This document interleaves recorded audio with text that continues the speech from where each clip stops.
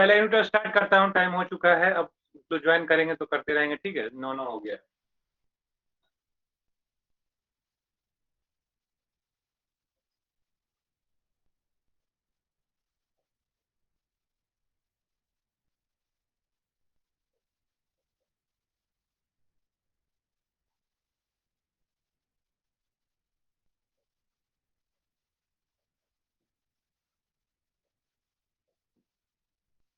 इसका पेपर कब है आप लोग का? सर 20 दिसंबर को। 20 दिसंबर को। पूरे 1 महीना बचा है। पढ़ लिए होंगे मैक्सिमम लोग आप लोग इधर उधर से। सर 18 दिसंबर को भी है। Yes sir. अच्छा, मैं कह रहा हूँ कि मैक्सिमम लोग तो ट्यूशन वगैरह इधर उधर से पढ़ लिए होंगे मैक्सिमम, यस सर। है ना। सर तो हाँ। समय, चलिए कोई नहीं। मैं पढ़ा रहा हूँ तो कम से कम एक तरह से रिवीजन हो जाएगा आपका, है ना। जो कुछ थोड़ा सा डाउट होगा तो उस पढ़े होंगे तो वो क्लियर हो जाएगा। अच्छे से पढ़िए रेगुलर, ठीक है। चलिए शुरू करते हैं। सबसे पहले क्या है? डिटर्मिनेंट। पहला क्या चैप्टर है? डिटर्मिनेंट।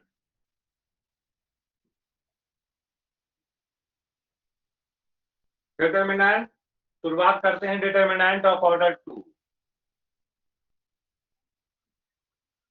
ऑर्डर 2 कहने का मतलब होता है, सबसे पहले डिटर्मिनेंट का साइन क्या होता है? जैसे जो मॉडुलस का साइन होता है वही हमारा डिटर्मिनेंट का साइन होता है। इसमें इसके अंदर जो नंबर लिखे होते, सपोज अगर हमने दे दिया ABCD, इस वाले को रॉ बोला जाता है। R1 हो गया, R2 हो गया, और इसको C1 C2।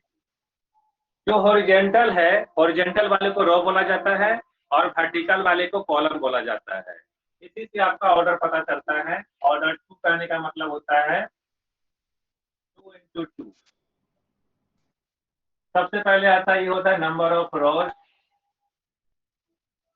Into number of column. सबको पता है ना। ऑर्डर बोले या फिर साइज या डायमेंशन, तीनों एक ही नाम होता है। Size 2 into 2। ऑर्डर में यही होता है। ऑर्डर जब लिखा जाएगा तो जितने रो जितने कॉलम अगर होते हैं तो एक ही बार लिखा जाता है। ऑर्डर 2 कहने का मतलब है 2 into 2। बट साइज अगर लिखेगा या डायमेंशन लिखेगा तो उसमें पूरा पूरा लिखेगा 2 into 2, 2 into 2। क्लियर है? ऑर्डर, साइज और dimension, number of rows into number of column. तो डिटर्मिनेंट उसी का निकलता है जिसमें नंबर ऑफ रोज और नंबर ऑफ कॉलम्स दोनों सेम होते हैं, है ना। Both are same, number of rows और number of columns both are same, then find determinant value. अब कैसे निकालते हैं वो देखिए। ऑर्डर ऑफ 2 में इसका अगर डिटर्मिनेंट निकालना है, इसको बोला जाता है डायगोनल। सबको पता है? Yes sir. Product of diagonal element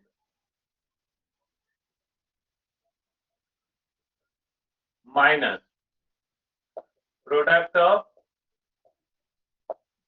non diagonal element. Diagonal इसको बोला जाता है, इसको नॉन डायगोनल बोलेंगे। तो क्या आएगा आंसर आपका? पहले इसको इससे मल्टीप्लाई करेंगे, ए इंटू डी मतलब एडी माइनस, और फिर इसको इससे मल्टीप्लाई करेंगे, एडी माइनस बीसी हो जाएगा। कोई भी 2 into 2 का डिटर्मिनेंट होगा, सिर्फ इसी को फॉलो करना है कि डायगोनल वाले को प्रोडक्ट करेंगे, फिर माइनस लगा के नॉन डायगोनल वाले को मल्टीप्लाई कर देंगे। क्लियर है? Yes sir. Yes sir. Yes sir. लिखिए लिखिए लिखिए। Yes sir. हो गया?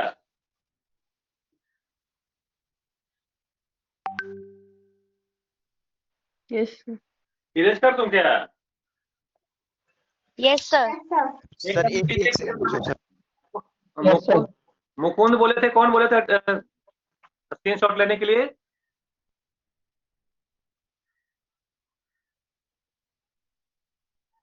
कोई बोले थे ना कि उनके पास लैपटॉप है। सर्वोत्तम, सॉरी सर्वोत्तम ले लिया सर। कितने नंबर ऑफ स्टूडेंट कितने थे वहां पे?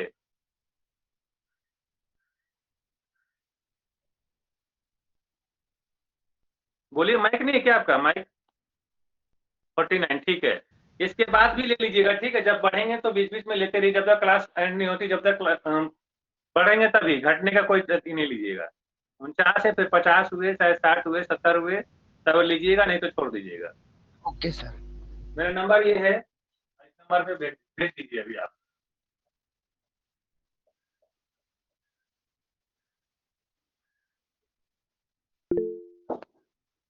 सर एक ऑफिशियल ग्रुप बना लीजिए, ठीक है, बना लीजिए आप लोग अपना एक ग्रुप बना लीजिए, कोई एडमिन बन जाइए क्लास के लिए कम से कम, और मुझे भी ऐड कर दीजिएगा। बट एडमिन आप ही लोग में कोई रहिएगा, है ना। एडमिन मुझे भी बना दीजिए, कोई दिक्कत नहीं, लेकिन मेन आप ही लोग रहिए, कोई ना कोई। चलिए आगे बढ़ते हैं फिर।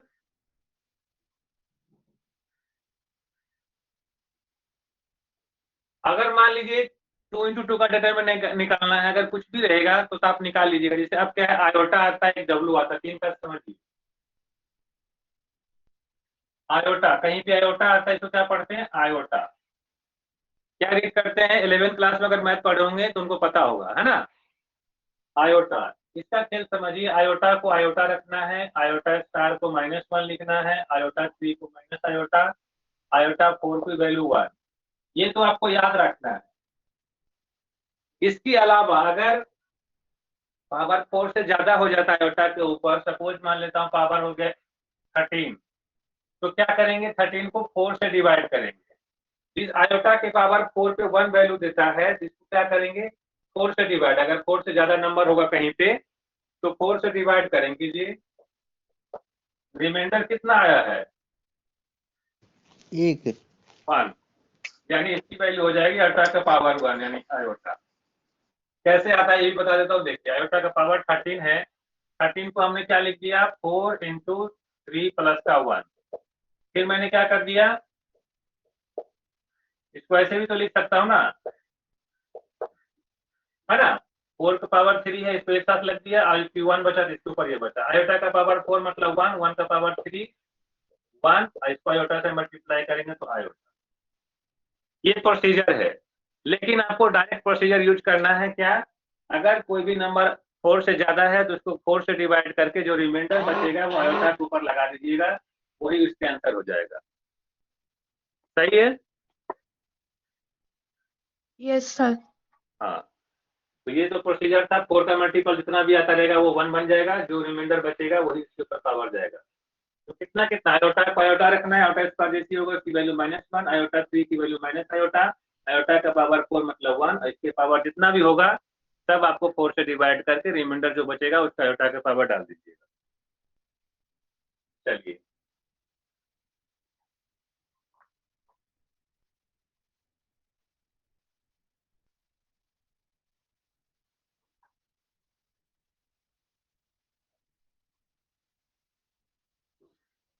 C प्लस का AD और C माइनस आयोटा D। फिर यहाँ पे आयोटा यूज हुआ है, तो क्या करेंगे, 2 into 2 का जैसे दिखेगा आपको क्या करना है, इसको इसी से मल्टीप्लाई, यानी AB माइनस इस दोनों को मल्टीप्लाई, इस दोनों को मल्टीप्लाई करेंगे। इसमें तो पता है फार्मूला ना, A plus B into A minus का बी क्या हो जाता है, ए स्क्वायर माइनस का बी स्क्वायर। ये तो सब लोगों को पता है ना। इसको देखिए, ए प्लस बी और ए माइनस बी है, इसको मल्टीप्लाई करेंगे तो कितना आएगा, ए स्क्वायर करने का मतलब सी स्क्वायर माइनस लगा के बी स्क्वायर। बी कौन है, आयोटा डी, आयोटा डी का स्क्वायर, यानी हो जाएगा आपका A B minus C square minus iota D का स्क्वायर, मतलब iota square B square, A B minus C square minus iota square की वैल्यू कितनी, माइनस का 1 इंटू डी स्क्वायर, यानी A B minus C square minus minus minus के चक्कर में क्या हो जाएगा, प्लस डी स्क्वायर। आंसर कितना आ जाएगा, A B minus C square minus. सिर्फ इसमें इसलिए समझाया मैंने आपको कि आयोटा है, आयोटा का मल्टीप्लाई कैसे करते हैं। अगर आयोटा डी का होल स्क्वायर है तो आयोटा के ऊपर भी पावर जाएगा, डी के पावर भी जाएगा। तो हम पढ़े पहले ना 9th क्लास में भी।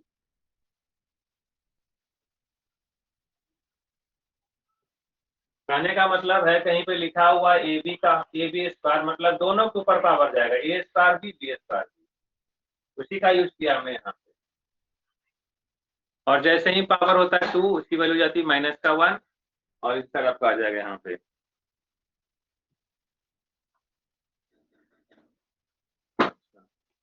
एक बार थोड़ा सारा थोड़ा सा लिखिए इसको आप लोग ना। चेक योर प्रोग्रेस का जो चेक योर प्रोग्रेस में फर्स्ट का A B C D. B तो बता दिया मैंने आपको, ए बताइए, सी बनाइए और डी बताइए। तीनों क्वेश्चन बनाइए तो 5 मिनट का समय दे रहा हूँ, बात है। और एक ये भी बनाई तो क्वेश्चन नंबर 2 और क्वेश्चन नंबर 3। 2 into 2 का जितना इंपॉर्टेंट है ना, यही सब इंपॉर्टेंट है। क्वेश्चन नंबर 2, क्वेश्चन नंबर 3, इसका भी समय देता हूँ, 2-4 मिनट बनाइए फटाफट। क्वेश्चन नंबर 2 में शो करना है। शो करने में क्या होगा, एलएचएस को पहले सोल्व कीजिए। अगर यहाँ से यहाँ नहीं पहुंच पा रहे हैं तो इसको भी मल्टीप्लाई कर लीजिएगा, दोनों सेम आ जाए। करके देखे क्या इसको,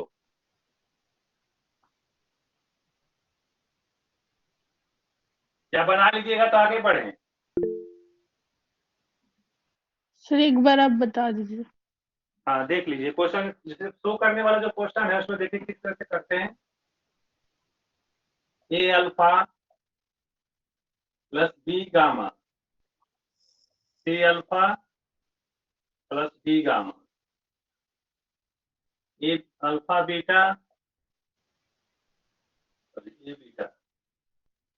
ए बीटा प्लस बी डेल्टा और C beta plus B delta. और आपको लाना है एडी माइनस बीसी इंटू में है alpha delta minus beta gamma.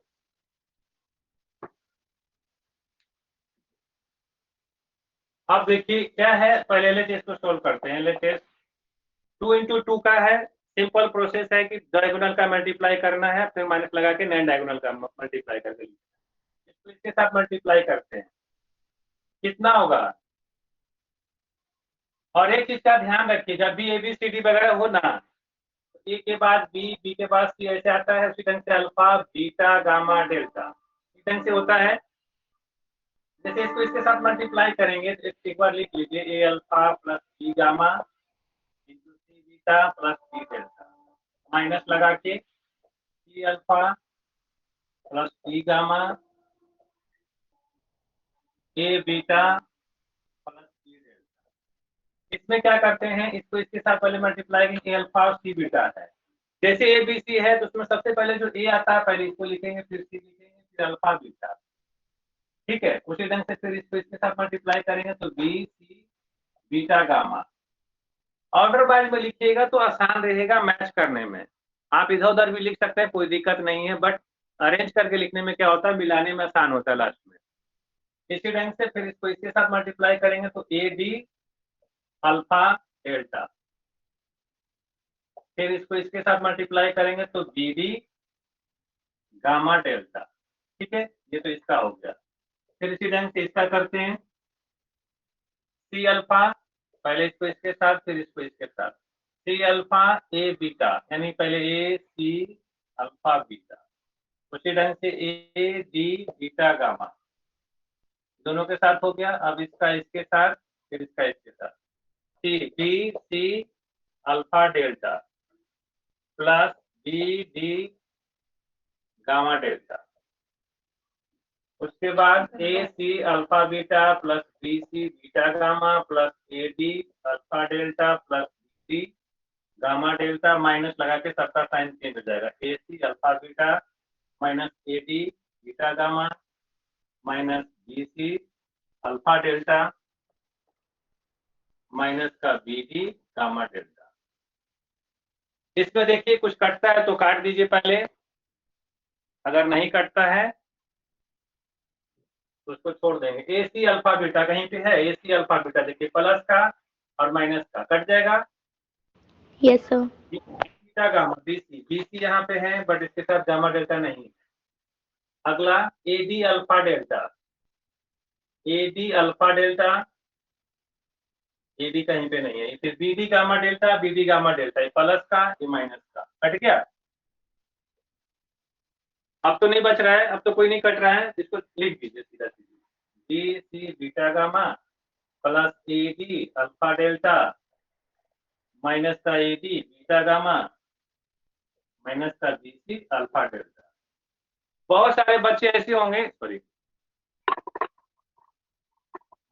बहुत सारे बच्चे ऐसे होंगे जिनको ये तो कॉमन लेने के लिए आता होगा। सपोज बहुत बच्चे हैं जिनको कॉमन लेने नहीं आता, तो क्या करेंगे, यहाँ तक छोड़ देंगे, फिर RHS को उठाएंगे,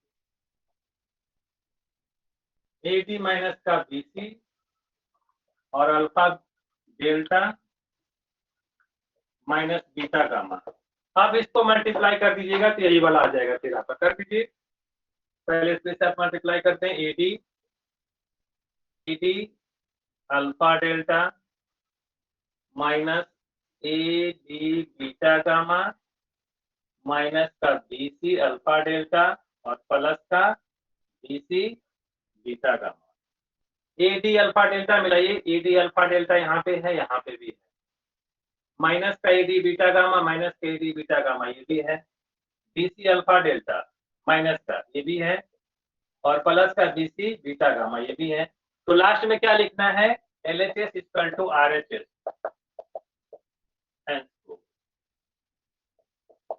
ठीक है, दो तरीके हैं। अगर मान लीजिए LHS को शोध आपने यहाँ तक पहुंच गए, इससे अगर आप कॉमन लेके यहाँ तक पहुंच जाते हैं तो यही हो जाएगा सीधा सीधी हेंस प्रूफ। अदरवाइज मैक्सिमम बच्चे क्या होता है, कॉमन लेने में दिक्कत होता है, तो ज्यादा आसान है कि इसको करने के बाद यहाँ पहुंच गए, फिर इसको भी मल्टीप्लाई कर लीजिए, जो कटता काट दिए, नहीं कटता फिर मिला लीजिए, दोनों सेम सेम है, तो लिखना क्या है, LHS equal to RHS। Clear है सर? एक बार हाँ जो बोलिए। एग्जाम्पल वन का जो एफ वाला पार्ट है उसका सॉल्यूशन आई थिंक गलत है। लास्ट स्टेप एक बार देखना सर, कि मेरे बुक में सिर्फ मिस प्रिंट है एग्जाम्पल वन का एफ पार्ट एग्जाम्पल लास्ट में वन का, अच्छा ठीक है देखता हूँ। भाई बुक में मिसप्रिंट है। हाँ बुक में काफी मिस प्रिंट है, तो मैं भी आप लोगों को बोला नहीं हूँ, लेकिन है काफी मिस प्रिंट। एग्जाम्पल वन का एफ पार्ट लास्ट में सर, नीचे लास्ट स्टेप जहाँ पे आंसर दे रहे हैं। हाँ तो ठीक ही होगा, प्लस का साइन आ जाएगा ना, तो बात वही हो जाएगी। सबसे लास्ट में ये फार्मूला लिखा है, प्लस बी का होल स्क्वायर हो जाएगा, यहाँ पे प्लस हो जाएगा, 1 प्लस खाली। सही बात है, तभी तो 1 आएगा कट के, ये ऊपर में माइनस नीचे रहेगा, प्लस तो नहीं आएगा ना। और टाइपिंग मिस्टेक है, यहाँ पे प्लस होगा ऊपर वाले में, 1 प्लस टी स्क्वायर का होल स्क्वायर, वही चीज नीचे आएगा, दोनों कट के 1 आ जाएगा। बताना है क्या इसको? नहीं नहीं नहीं सर, नहीं, बस यही कंफर्म करना। इसी चीज को देखिए, इसी चीज पे एक और क्वेश्चन पूछा हुआ है, ये वाला चेक योर प्रोग्रेस 1 का क्वेश्चन नंबर 3। हाँ सर, ये सब लोग ये हो गया ठीक है। चलिए, तो 2 into 2 का इसका मतलब आप लोग को समझ में आ गया, इससे ज्यादा कुछ नहीं होगा। ठीक है, यही सब क्वेश्चन आते हैं 2 into 2 में। अब देखते हैं 3 into 3 को कैसे करते हैं। लिख रहे हो तो बोल दीजिए, नहीं तो फिर इरेज करूंगा। सर स्क्रीनशॉट ले लीजिए। हाँ सतेंद्र बोलिए। लिख लिया। अच्छा चलिए ठीक है, तो अब सीखते हैं 3 into 3 का, ऑर्डर 3 का।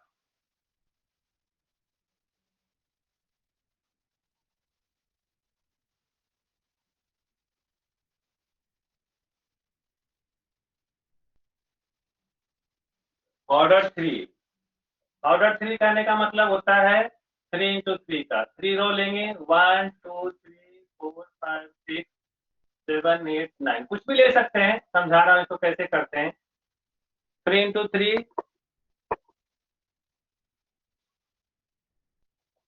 इसको एक्सपेंड करते हैं। जैसे 2 into 2 को होता है तो डायगोनल का प्रोडक्ट माइनस नॉन डायगोनल का प्रोडक्ट होता है। Link not working. सतेंद्र, क्या चीज का लिंक नहीं काम कर रहा है?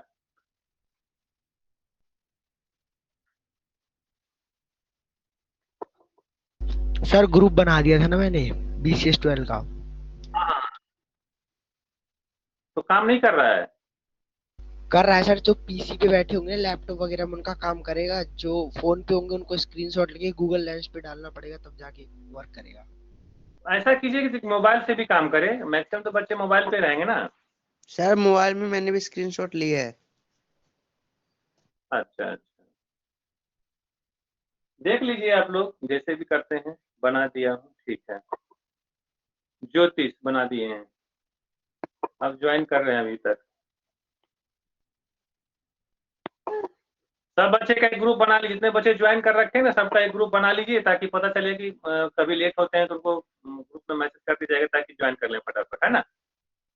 चलिए अब इसमें क्या है 3 into 3 में 3 into 3 में क्या है, फर्स्ट रो से एक्सपेंड करेंगे। फर्स्ट रो करने को तो किसी भी रो किसी भी कॉलम से कर सकते हैं, बट ज्यादा आसान होता है फर्स्ट रो के थ्रू। इसमें देखिए जो पहला लिखा हुआ है, जो उसको जस्ट का टच लिखेंगे, उसके बाद ये सभी तो पता होगा आप लोग को। इस एलिमेंट का क्या नाम है? इस एलिमेंट का नाम है first row first column. A11 कहने का मतलब सबसे पहले एलिमेंट नोटेशन दिया जाता है, ये जिस रो में है, पहले रो में है और पहले कॉलम में है, तो A11। इसी ढंग से A2 को क्या बोलेंगे? First row second column. इसको क्या बोलेंगे? First row third column. इसको second row first column. Clear है? इसी ढंग से A22, इसका एलिमेंट का नाम क्या होगा? A23। इसी ढंग से हो जाएगा आपका 31, 32 और 33। ये तो सब लोगों को आता होगा। क्लासरूम वाले शेयर कर दो लिंक। यस सर, हाँ, यस तो सर। ये ज्यादा जरूरी है, इसलिए मैंने बोले था कि मुझे आगे समझाने में आसानी हो। सबसे पहले किसी भी कोई भी एलिमेंट लिखा हुआ है तो उसको रिप्रेजेंट करने के लिए सबसे पहले देखते हैं कि वो किस रो में है। रो में है, पहले रो में है, किस कॉलम में है, पहले कॉलम, इसीलिए 1 1। पहला जो नंबर होता है वो रिप्रेजेंट करता है रो को, दूसरा करता है कॉलम को। क्लियर है? तो यहाँ पे वही बता रहा हूँ, फर्स्ट रो से स्पेंड कर रहा हूँ, पहला वाला नंबर जो भी लिखा वो लिख दिया हमने। फिर उसके बाद फर्स्ट रो और फर्स्ट कॉलम को ब्लॉक कर देंगे, तो क्या बचेगा? 5 6 8 9, 5 6 8 9। दूसरा नंबर लिखने के पहले माइनस लगाएंगे, फॉर्मूला में माइनस, फिर यहाँ पे जो भी लिखा रहेगा उसको लिख देंगे। फिर उसी चीज को रिपीट करेंगे, किस रो किस कॉलम में है, फर्स्ट रो सेकेंड कॉलम। तो फर्स्ट रो और सेकेंड कॉलम को बंद करेंगे तो 4 6 7 9, 4 6 7 9। फिर प्लस लगा के तीसरा वाला लिखेंगे, यानी फर्स्ट रो थर्ड कॉलम को ब्लॉक करेंगे, फर्स्ट रो थर्ड कॉलम को, तो बचेगा 4 5 7 8। फिर वही चीज हो गया यहाँ पे, ये 2 into 2 का बन गया। 2 into 2 का क्या बताया? पहले प्रोडक्ट प्रोडक्ट करना किसका? डायगोनल का, माइनस लगा के नॉन डायगोनल वाला। कितना आएगा? 45 माइनस 48 माइनस 2, 9 चौक 36, माइनस का 43 प्लस का 3, 8 चौक 32 माइनस 35। ठीक है? फिर उसके बाद हो गया 1 इंटू कितना हो जाएगा? माइनस का 3, माइनस का 2 इंटू माइनस का 6 प्लस का 3 इंटू माइनस का 3, यानी हो जाएगा माइनस का 3, माइनस का 3 प्लस का 12 माइनस का 9, माइनस का 12 प्लस का 12, कट हो जाएगा 0। चाहे 3 into 3 का कैसा भी हो, सबको सिर्फ इसी ढंग से करेंगे। हाँ, रिप्रेजेंट। ये जो स्टेप हमने लिखा है, इस स्टेप को आप स्किप भी कर सकते हैं, बट सबने समझाया है इसीलिए कि कैसे करते हैं। आप डायरेक्ट यहाँ से यहाँ भी पहुंच सकते हैं, है ना, या डायरेक्ट वहां से यहाँ भी पहुंच सकते हैं। कि जो मतलब कैलकुलेशन जिनका फास्ट है वो क्या करेंगे? 1 लिखेंगे, उसके बाद इसको बंद करके इसको इसे मल्टीप्लाई, 9 5 45 माइनस 48 यानी माइनस का 3। इसी ढंग से माइनस का 2 यहाँ से बंद कर देंगे इसको 9 चौक 36 माइनस 46। डायरेक्ट यहाँ पे इस लाइन पे पहुंच सकते हैं डायरेक्ट, जिनका कैलकुलेशन फास्ट है, गलती नहीं करते हैं, है ना। Okay sir. ये मैंने सिखाया है ताकि वो प्रॉपर पता चलेगा किस ढंग से करते हैं। हाँ ठीक है मुकुंद।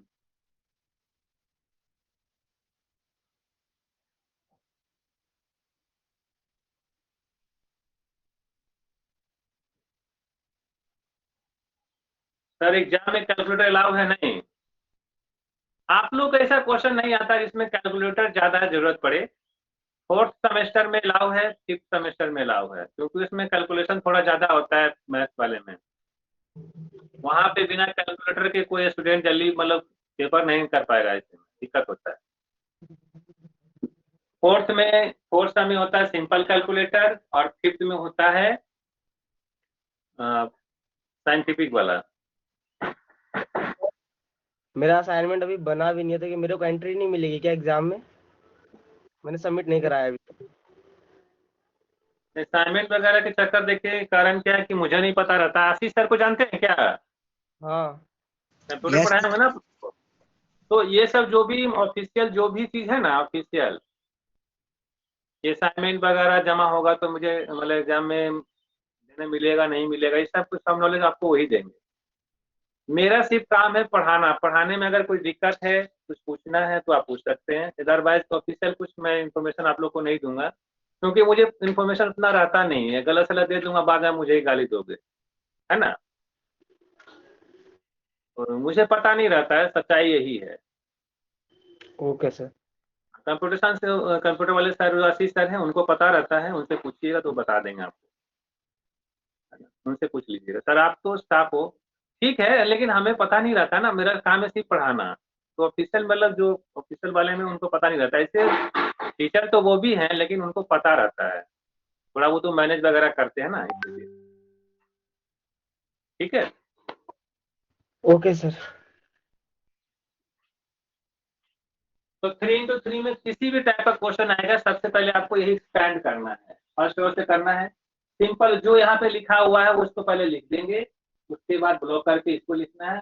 डायरेक्ट करने से यहाँ भी कर सकते हैं, फिर उसके बाद माइनस लगा के इसको लिखना होता है। अगर -2 होता है यहाँ पे तो माइनस फिर -2 भी लिखते हैं, एक बार प्लस फिर माइनस फिर माइनस प्लस, ऐसे चलता रहता है इसका। अब आगे देखिए, इरेज कर दूं क्या इसको? Yes sir. स्क्रीनशॉट ले लिया। ठीक है, लेकिन ज्यादातर कोशिश कीजिए कि बनाने का कोशिश कीजिए कि मैथ्स में प्रैक्टिस जरूरी है। पेपर में होता क्या है कि जैसे टीचर पढ़ा रहे होते हैं तो लगता है कि बिल्कुल आसान है, ऐसे करना वैसे करना आसान है, बिल्कुल।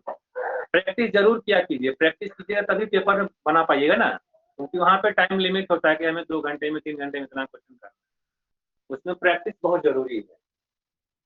अब 3x3 में है, एक और ओमेगा का खेल बता देता हूँ, इसको पढ़ते ओमेगा। आयोटा का बता दिया था, अब ये डब्लू वाला भी आता कहीं कहीं, है ना, इसका भी बता देता हूँ। डब्लू है, इसको ओमेगा पढ़ते हैं, ओमेगा की वैल्यू ओमेगा, ओमेगा स्क्वायर की वैल्यू ओमेगा स्क्वायर, ओमेगा 3 जैसी बनेगा उसकी वैल्यू हो जाएगी 1। इतना आपको याद रखना है। याद क्या रखना है? ओमेगा ओमेगा ओमेगा स्क्वायर, यही याद रखना है। अगर कहीं पे 3 से पावर ज्यादा हो जाता है, जैसे मान लीजिए ओमेगा का पावर 17 हो गया, अब किस पे 1 है? आयोटा के पावर 4 पे 1 था, है ना। अब यहाँ पे 3 पे है, इसलिए 3 से इसको डिवाइड करेंगे 17 को, रिमाइंडर जितना आएगा वही इसके ऊपर पावर चला जाएगा, यानी ओमेगा 17 डिवाइड ओमेगा का पावर 2 होगा, है ना। Okay sir. एक बार और ले लीजिएगा। कौन लिए थे, नाम बार बार भूल जाता हूँ, मुकुंद लिए थे क्या? सर्वोत्तम 51 हो चुके, एक बार फिर से ले लीजिएगा हाँ सर, ले लिया अटेंडेंस। ले लिया। सर्वोत्तम, चलिए ठीक है। बढ़ेंगे तब लेना है, जैसे 49 थे 51 हुए तो बढ़ गए, तो क्लास जब तक एंड नहीं होती जब तक लेते रहिएगा बीच बीच में, है ना। हाँ दोनों ने ले लिया सर, ठीक है। हाँ दोनों भेज दीजिएगा, जिनका ज्यादा स्टूडेंट नंबर स्टूडेंट रहेगा उन्हीं को भेज ऑफिस में भेजा जाता है। क्या रिमाइंडर कितना हो गया? 2, तो ओमेगा की पहले ओमेगा पावर 2 हो जाएगा, ओमेगा 17 की वैल्यू। जैसे ओमेगा का पावर 3 हो या फिर मल्टीपल ऑफ 0, इसकी वैल्यू 1 होती है। इसी ढंग से आयोटा वाला भी बता देता है, आयोटा का पावर 4 या फिर मल्टीपल ऑफ 4, इसकी वैल्यू 1 होती है। मल्टीपल ऑफ 3 करने का मतलब है जो नंबर 3 से पूरा पूरा कट जाए, है ना। कैसे? जैसे ओमेगा का पावर 9 है, ये 3 से कट जा रहा है, इसका मतलब इसकी वैल्यू 1 हो जाएगी। ओमेगा का पावर 27 है, 3 से कट जा रहा है, इसका मतलब इसकी वैल्यू 1 होगी। जो नंबर 3 से पूरा पूरा कट जाए और वो ओमेगा के पावर में हो तो उसकी वैल्यू 1।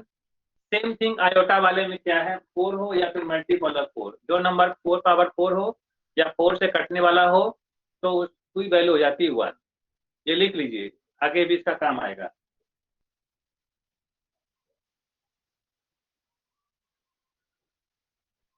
हाँ अब इसमें क्या है, एक और है 1 प्लस ओमेगा स्क्वायर, जब ये तीनों को सम करते हैं इसकी वैल्यू हो जाती है 0। 1 प्लस ओमेगा स्क्वायर की वैल्यू कितनी होगी? 0। इसको भी याद रखना है।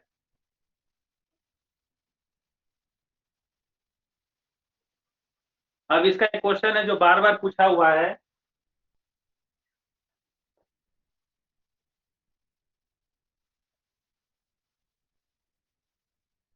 एग्जाम्पल 6 पेज नंबर 13 पे।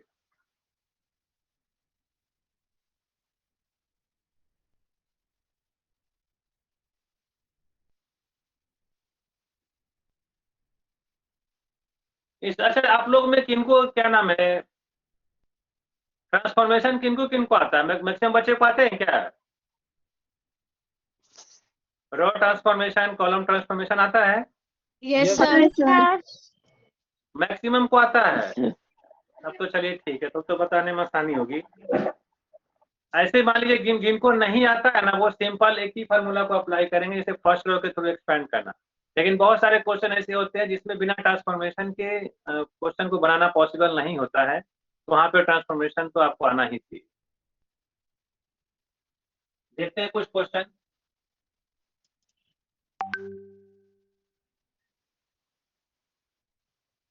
ये सर अच्छा पढ़ा रहा है भाई, क्या बात है।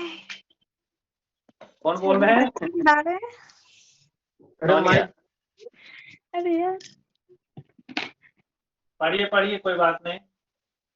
देखिए 1 omega omega square, omega omega square 1, omega square 1 omega. जिनको ट्रांसफॉर्मेशन नहीं आता है, ठीक है, उनको तो खैर नहीं भी आएगा तो भी इससे क्वेश्चन को कर सकते हैं। हमने क्या बोला, 3 into 3 का है, फर्स्ट रो के थ्रू बनाना है आपको। सबसे पहले क्या है, 1 है, 1 लिख दिया हमने, यानी फर्स्ट रो फर्स्ट कॉलम को ब्लॉक किया, फिर इसको इसके साथ मल्टीप्लाई कर दिया, कितना आ गया, ओमेगा 3 माइनस का 1। ठीक है, इसी ढंग से ओमेगा लिखने के पहले माइनस लगाएंगे, फिर फर्स्ट रो सेकेंड कॉलम को बंद करेंगे, तो यहाँ से इसके मल्टीप्लाई, यानी omega square minus omega square, फिर थर्ड वाला प्लस के साथ ये वाला, फिर यहाँ पे फर्स्ट रो थर्ड कॉलम को ब्लॉक करेंगे, ये वाला बचेगा, यहाँ पे ओमेगा इंटू 1 ओमेगा और ओमेगा का पावर 4। यहाँ तक किन्हीं को दिक्कत? No sir. No sir. No अब सर। यहाँ पे देखिए 1 है, ओमेगा का पावर 3 की वैल्यू कितनी होती है, 1। ये तो सीधा सीधी omega square minus omega square 0 हो जाएगा, प्लस का ओमेगा स्क्वायर, यहाँ से ओमेगा माइनस ओमेगा, ओमेगा का पावर 4 है, इसको 4 को 3 से डिवाइड करेंगे तो रिमाइंडर कितना बचेगा, 1 बचेगा, इसीलिए ओमेगा 4 की वैल्यू ओमेगा, यहाँ से 1 इंटू 0 माइनस ओमेगा इंटू 0, यहाँ से ओमेगा स्क्वायर फॉर ऑल। ये क्योंकि क्वेश्चन में ये मेंशन नहीं होता है कि आपको ट्रांसफॉर्मेशन के थ्रू करना है, ट्रांसफॉर्मेशन नहीं आता है, सीधा सीधी कोई भी 3 into 3 का डिटर्मिनेंट हो, मैक्सिमम आप तरीके से बच सकते हैं। कुछ क्वेश्चन ऐसे भी होते हैं जिसमें ट्रांसफॉर्मेशन बहुत जरूरी है, और ट्रांसफॉर्मेशन मैं बताऊंगा आपको जब यूनिट 3 पढ़ाऊंगा, तब वहां पे बताने के बाद कुछ क्वेश्चन क्या नाम है, यूनिट 1 में है ना इंपॉर्टेंट क्वेश्चन, उसको आप बना लीजिएगा, बन जाएगा। आप अभी बताने से कोई फायदा नहीं होगा। फिर से आ जाएंगे, कुछ क्वेश्चन ऐसे हैं ना जो कॉमन वगैरह लेने के लिए डिटर्मिनेंट में, जैसे हो गए एग्जाम्पल 7, जैसा भी क्वेश्चन। फिर आपको प्रोग्रेस 2 में जो क्वेश्चन है, 4 क्वेश्चन आपको बनाना है। प्रोग्रेस 2 में फर्स्ट बनाना है, सेकंड बनाना है,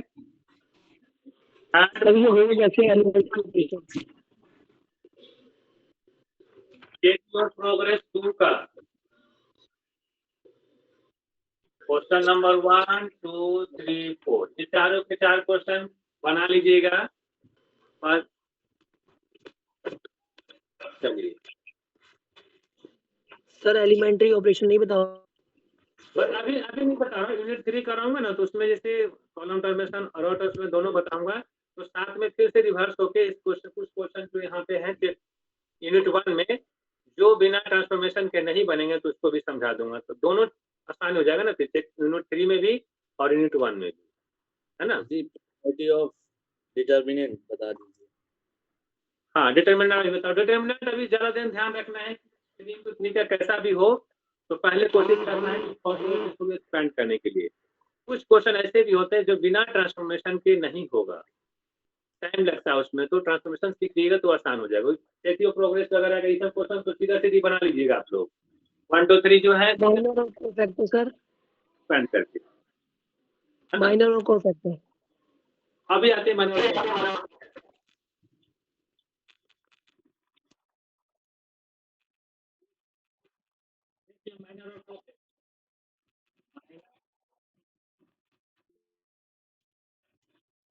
एंड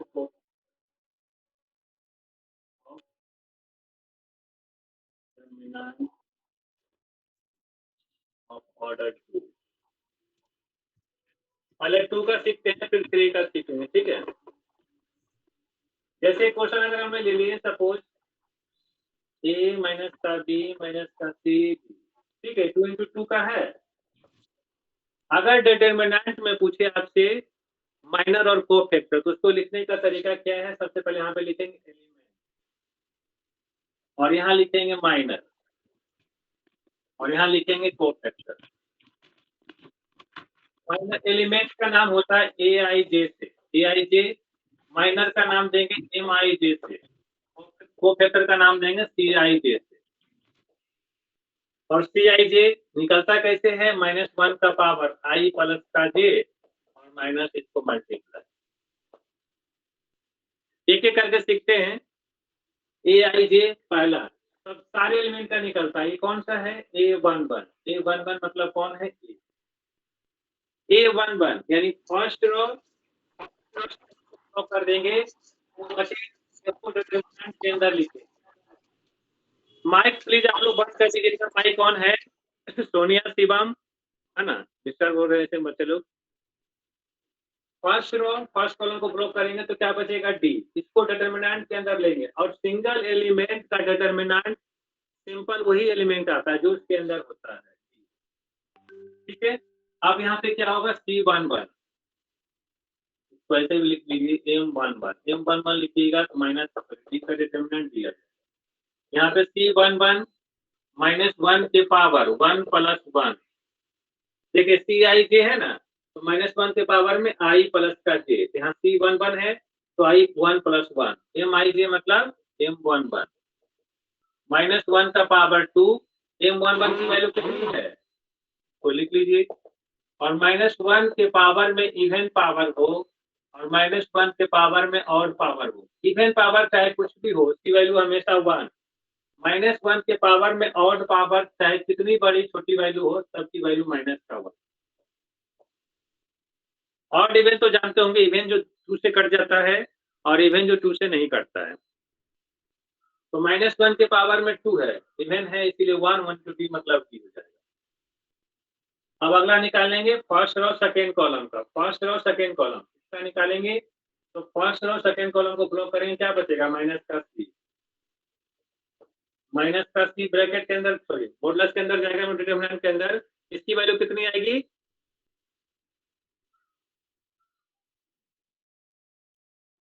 सी। नहीं, देखिए यही कंफ्यूजन है। अभी हमने बोला कि डिटरमिनेंट के अंदर अगर सिंगल एलिमेंट कुछ भी हो वो जस का तस आता है। इस लाइन यहाँ पे मैंने बोला था डिटरमिनेंट के अंदर जो भी सिंगल एलिमेंट आता है वो जस का तस बाहर आता है।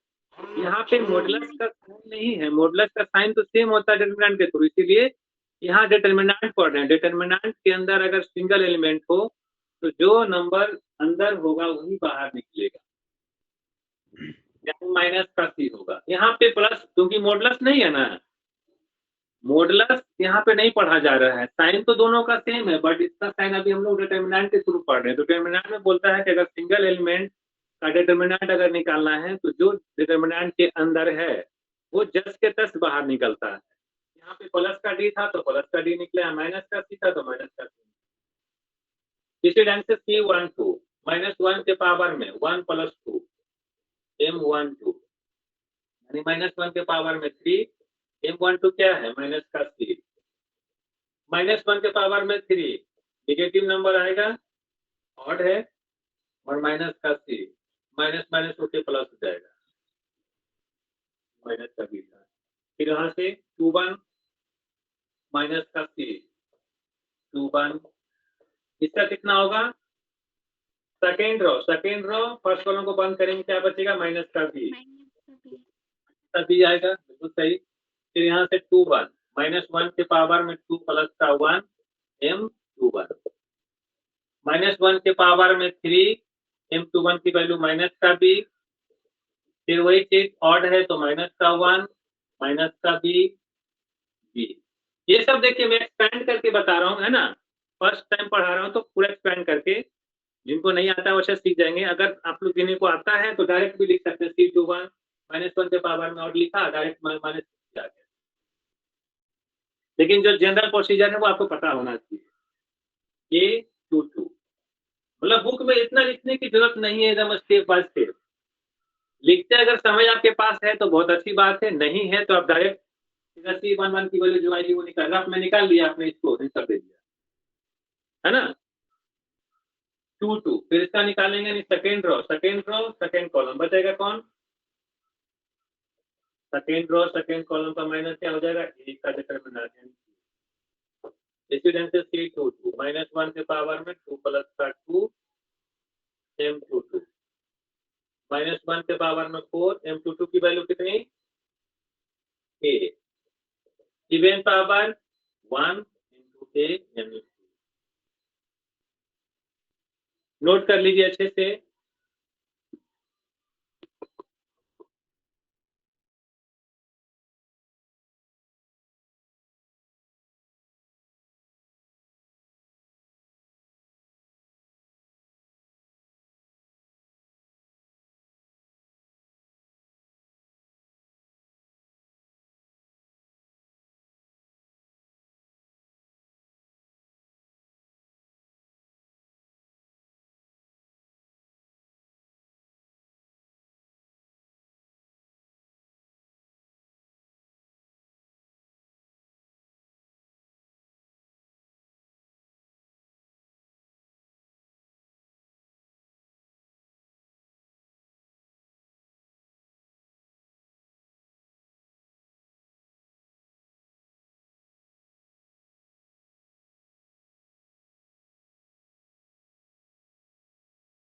हो गया। तो 2 into 2 का निकाल लीजिएगा। अब देखिए 3 into 3 का, इसको अच्छे से सीख लीजिए क्योंकि इसका यूज आगे भी है। जब इन्वर्स वगैरह मैट्रिक्स में पढ़ेंगे तब वहां पे मत पूछिए कि सर ये कहाँ से आ रहा है माइनस, है ना। तो 2 into 2 का माइनस आपको ऐसे ही रहेगा, बट वहां पे साइन सिर्फ मैट्रिक्स का हो जाएगा, निकालने का तरीका सेम रहेगा। क्या सबकी स्प्रिंग लोअर हो गई है? जिनका नेट प्रॉब्लम होगा उन्हीं का होगा। सर नहीं, क्वालिटी डाउन हो गई है सर।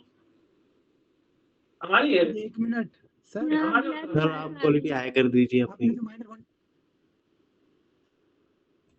ऐसे तो नहीं होना चाहिए, अभी तक तो दिक्कत नहीं हुआ कभी।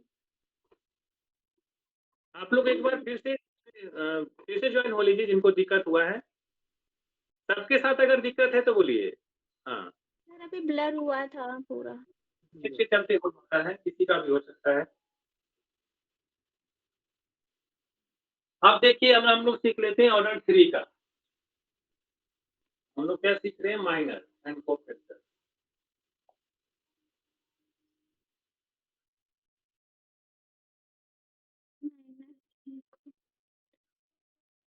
Minor and cofactor of order 3। एक 3 into 3 का कोई भी उठा लेते हैं, छोटा ही उठाते हैं ताकि आसान हो जाए, है ना। छोटा नंबर इसलिए लिया है ताकि आपको आसान हो जाए, बट खाली समझने के लिए।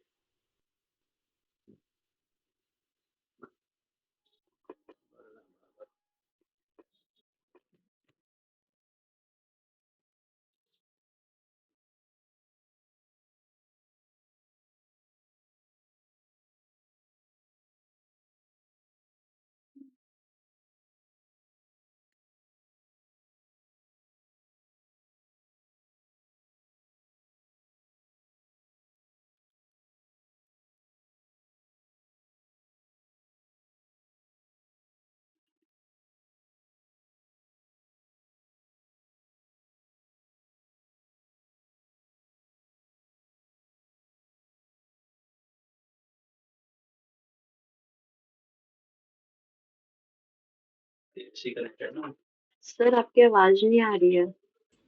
सर माइक ऑन किया। हाँ देखिए सेम वही है, कहीं पे माइनस कहीं पे प्लस कर दिया ताकि आपको पता चले कि क्या दिक्कत होता है। ये लिया हमने 3 into 3 का एलिमेंट के लिए आई जे, फिर उसी ढंग से माइनर के लिए आई जे और कोफैक्टर के लिए सी आई जे। सी आई जे निकालने का तरीका -1 के पावर आई जे मतलब आई प्लस का जे और साथ में एम आई जे। सबसे पहले इसको उठाते हैं शुरुआत वाला 1 ए 1 1 यानी आई की वैल्यू 1 जे की वैल्यू 1 ए 1 1 यानी फर्स्ट रो फर्स्ट कॉलम को ब्लॉक कीजिए। फर्स्ट रो फर्स्ट कॉलम को ब्लॉक कीजिए, क्या बचेगा? ये वाला बचेगा यानी 1 1 -1 2 2 ठीक ना? -4 सही है। फर्स्ट रो फर्स्ट कॉलम को ब्लॉक किया, बचेगा -1 2 2 -2 2 into 2 का डिटरमिनेंट है, आपको निकालने आता है, इसको मल्टीप्लाई कीजिए 2 -4 यानी -2। यहाँ पे हो जाएगा C1 1 यानी -1 का पावर में 1 + 1 -1 के पावर में 2 आ जाएगा, इवन पावर है 1 आएगा, 1 को -2 से मल्टीप्लाई करेंगे है ना। इसी ढंग से सबका निकालिए। अब आप लोग निकालिए 1 2 इसका निकालेंगे तो फर्स्ट और सेकंड कॉलम को ब्लॉक करेंगे तो 1 2 1 -2 1 2 में 1 2 1 -2 वही काम -2 -2 -4 C1 2 -1 के पावर में 1 + 2 में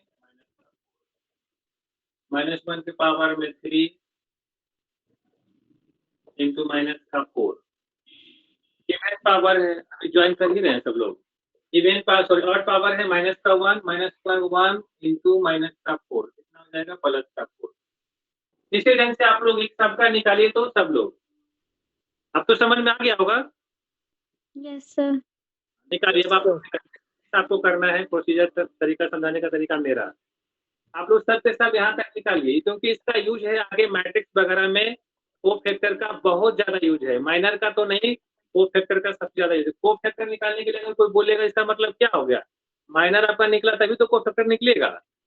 सर इधर +4 नहीं होना चाहिए था जहाँ आपने -2 -2 है ना। देखिए दुकानदारी तो करते होंगे तो उसमें क्या होता है, दुकान वाले से आप उधार लेते हैं, बोलते हैं कि 2 रुपया का बिस्कुट लेके अभी जा रही हूँ, बाद में फिर 2 रुपया का बिस्कुट लेके जाओ, तो 4 रुपया उधार हुआ ना। ऐसा तो नहीं 4 रुपया आपका हो गया।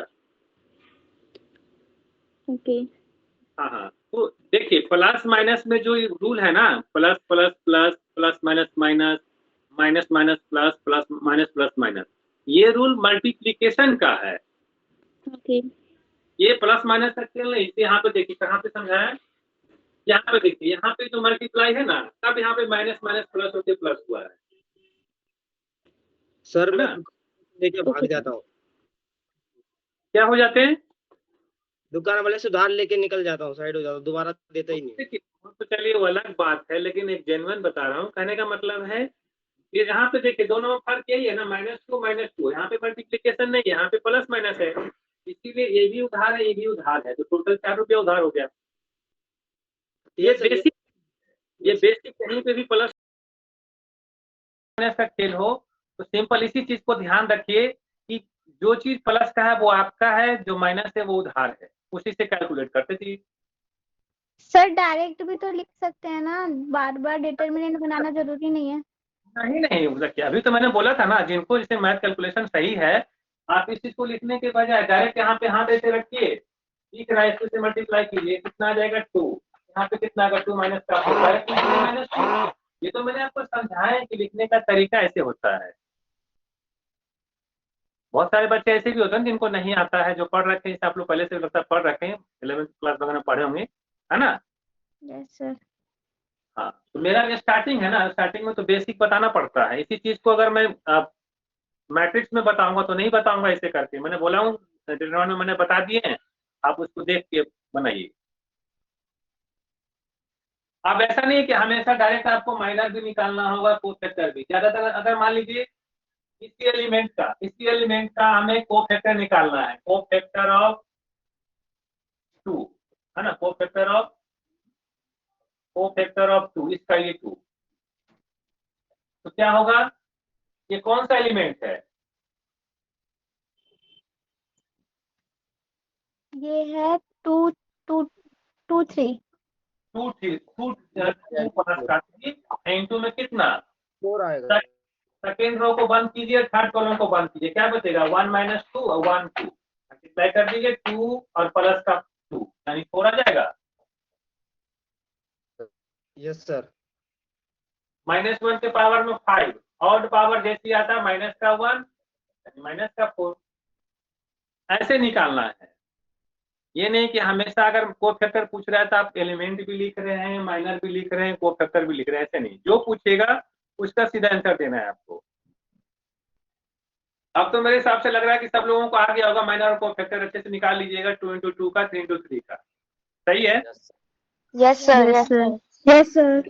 में भी बेसिक तरीके से, हाँ ठीक है, और 3 × 3 का भी बेसिक तरीका बता दिया है। ट्रांसफॉर्मेशन जब बताऊंगा तो वो भी आपको क्लियर हो जाएगा, फिर से इस पे आएंगे, जो क्वेश्चन इंपॉर्टेंट है उसको फिर से करा दूंगा। तो अब यहाँ पे आगे बढ़िए, अब आ जाइए area of triangle. Area of triangle, sir इसी का तो इंतजार कर रहा था मैं। हाँ सब कुछ होगा, जब मैं इसे पढ़ाऊंगा तो समझ में आता जाएगा, खाली रेगुलर क्लास कीजिएगा। जो क्लास रेगुलर आएंगे उन्हीं को थोड़ा बहुत बताऊंगा, ऐसा नहीं कि पता चला तो क्लास मिस कर दीजिए फिर बोलिए सर उसको फिर से रिपीट कर दीजिए, क्योंकि आपके पास पता है ना इतनी क्लास है, और मेरे हिसाब से पूरा तो होगा नहीं, जितना हो जाएगा उतना मैं अच्छे से पढ़ा दूंगा आपको। हाँ हो जाएगा, बहुत सारे बच्चे हैं। एरिया ऑफ ट्रायंगल, अगला टॉपिक है एरिया ऑफ ट्रायंगल।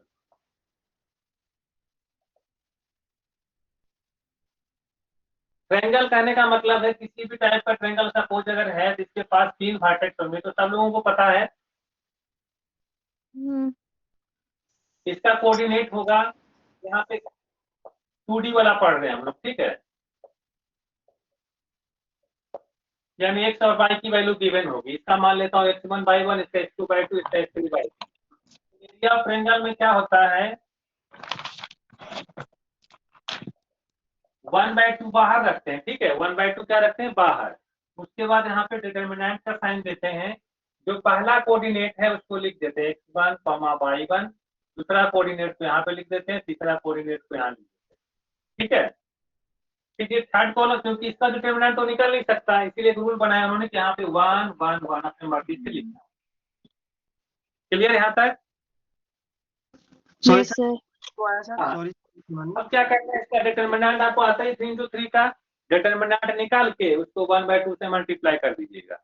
एक चीज और ध्यान रखना है, अगर इसकी वैल्यू नेगेटिव आती है तो आंसर आपको पॉजिटिव देगा। मतलब है कि एरिया ऑफ ट्रायंगल अभी जब भी आप निकालिएगा तो उसमें अगर नेगेटिव वैल्यू आती है तो लास्ट में लिखना है area of triangle can not be negative, that means area of triangle should be positive, तो आंसर आपको पॉजिटिव में देना है। पहले ये डिटरमिनेंट का साइन है, और ये जो बाद में दिया है इस पॉजिटिव के लिए दिया, मॉडुलस का साइन।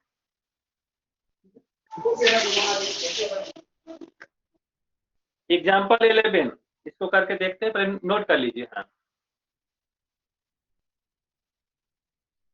रटना है, इसको फार्मूला को रटना नहीं। क्या है फार्मूला, 3 कोऑर्डिनेट होगा, पहला कोऑर्डिनेट यहाँ पे, दूसरा कोऑर्डिनेट यहाँ पे, ऑर्डर वाइज में, उल्टा पुल्टा मत कर, जो पहले लिखा रहेगा उसको पहले लिखना है, जो बाद में लिखा रहेगा उसको बाद में, उसके बाद इसको। ये नहीं कि इसको यहाँ कर दिया इसको यहाँ कर दिया, ऐसे नहीं कीजिएगा, स्टेप बाय स्टेप। पहला जो भी कोऑर्डिनेट रहेगा यहाँ पे आएगा, दूसरा कोऑर्डिनेट यहाँ पे, तीसरा कोऑर्डिनेट यहाँ, उसके बाद यहाँ पे 1 1 1 डाल के डिटरमिनेंट निकालना, उसकी वैल्यू 2 से डिवाइड कर देना है। अब ये क्वेश्चन करते हैं, एग्जाम्पल 11 का फर्स्ट, इसको इरेज कर दूं। Yes sir. अब इसमें रखना, ऐसा नहीं कि आप ऐसे करने लगे कि 1/2 फिर उसके बाद यहाँ x1 फिर /2 -y3, ऐसे नहीं करना है, इसको रटना नहीं है। /2 -y3 फिर y1 आया, फिर इसको यहाँ से यहाँ मल्टीप्लाई x2 - x3, फिर यहाँ पे 1 आया, ये बंद हुआ, ये बंद हुआ, तो x2/3 -y2 x3। रटना नहीं, तो हमको सिंपल भैया कि यहाँ पे डिटरमिनेंट निकालना है, निकाल लेंगे, 2 से डिवाइड कर लेंगे, यस सर। ठीक है ना। तो इस चीज को यहाँ पे एक्सप्लेन नहीं करना है। कोई पूछेगा डिटरमिनेंट निकालेगा ट्रायंगल, तो सीधा सीधे उनको समझाइएगा, कोऑर्डिनेट पहला कोऑर्डिनेट यहाँ रखेंगे, यहाँ दूसरा तीसरा, इसका डिटरमिनेंट निकालेंगे, 2 से डिवाइड कर देंगे। पॉजिटिव है तो सही है, नेगेटिव है तो पॉजिटिव में कर देंगे बस। चलिए इस क्वेश्चन को करके देखते हैं, आपका डाउट क्लियर हो जाएगा।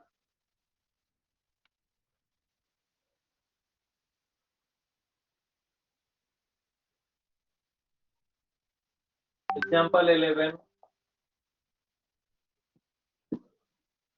एग्जाम्पल 11 का A, using determinant area of triangle, A दिया हुआ है 1 4, बी दिया हुआ है 2 3 और सी दिया हुआ है -5 -3। लिखना है area of triangle 1/2। Same thing, पहला कोऑर्डिनेट यहाँ पे आएगा 1 4 2 3 -5 -3, यहाँ पे 1 1 1। डिटरमिनेंट निकाल लीजिए फटाफट, कितना आएगा इसका 1, यहाँ से मल्टीप्लाई 3 प्लस का 3, कितना हो जाएगा 6, -4, फिर ये बंद 2 प्लस का 5 यानी 7, फिर यहाँ पे 1 फर्स्ट रो थर्ड कॉलम, तो यहाँ से कितना हो जाएगा -6 और प्लस का 16 यानी प्लस का 9, यानी 1/2, यहाँ पे 6 -17 और प्लस का 9, कितना हो जाएगा, ये प्लस के साथ ऐड होगा, 9 से 15 और 13, -13/स्क्वायर यूनिट। जब भी एरिया होता है किसी न किसी यूनिट में होगा, अगर नहीं दिया हुआ कोई यूनिट तो सीधा सीधे आपको लिखना है स्क्वायर यूनिट, और यहाँ पे निगेटिव है तो लास्ट में आंसर क्या देना है, area can not be negative, is always positive, तो answer is 13/2 square unit.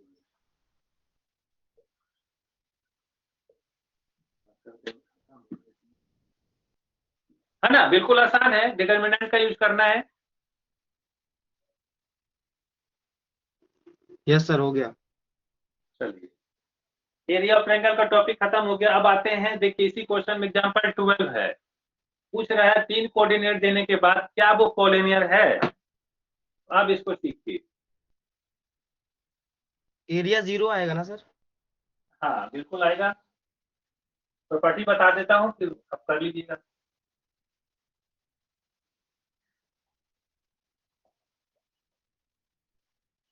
Area of triangle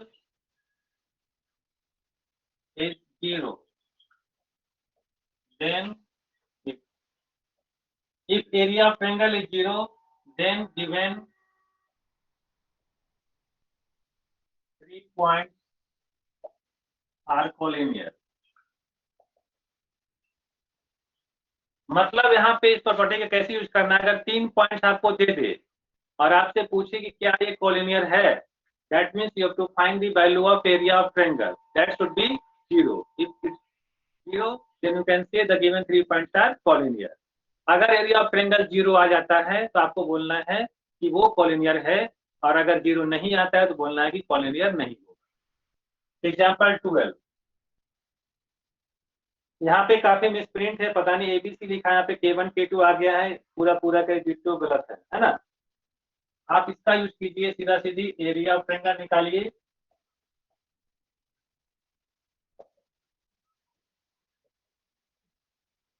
पहला है A B प्लस C, दूसरा है B C प्लस का A, तीसरा है C A प्लस का B, और यहाँ पे 1 1 1 देना है आपको, 1/2 लिख के फिर ये काम इसका, यहाँ पे A है C प्लस का A माइनस C प्लस का B। यहाँ पे ध्यान रखिएगा, जब 2 नंबर आते हैं ना तो माइनस लगा के -A + B मत लिख दीजिएगा, ब्रैकेट के अंदर रहेगा ना। अगर सिंगल एलिमेंट होता तो माइनस तक डायरेक्ट लिख देते, बट अगर दो नंबर प्लस माइनस साथ में है तो माइनस लगा के ब्रैकेट में रखिए, फिर इस चीज को माइनस लगा के ब्रैकेट के अंदर, क्योंकि बी प्लस सी है, माइनस लगा के बी प्लस एक नंबर है ना, तो माइनस सिंगल एलिमेंट ब्रैकेट के अंदर, फिर ये फर्स्ट और सेकेंड कॉलम बंद होगा तो बी माइनस का सी, यहाँ पे बी माइनस का सी, तो सीधा सीधी बी माइनस सी आ गया। उसके बाद प्लस का 1, इसको बंद करेंगे, बचेगा ये, यानी b इंटू ए प्लस का b माइनस सी इंटू सी प्लस का a। हम निकालिए इसको, AC माइनस AC प्लस का ए स्क्वायर, माइनस के चक्कर में दोनों का माइनस साइन चेंज हो जाएगा, ये माइनस है, और a plus B A minus B, क्या फार्मूला बनेगा, बी स्क्वायर माइनस का सी स्क्वायर, प्लस का 1 यहाँ पे बनेगा ए बी प्लस का बी स्क्वायर माइनस का सी स्क्वायर माइनस का ए सी।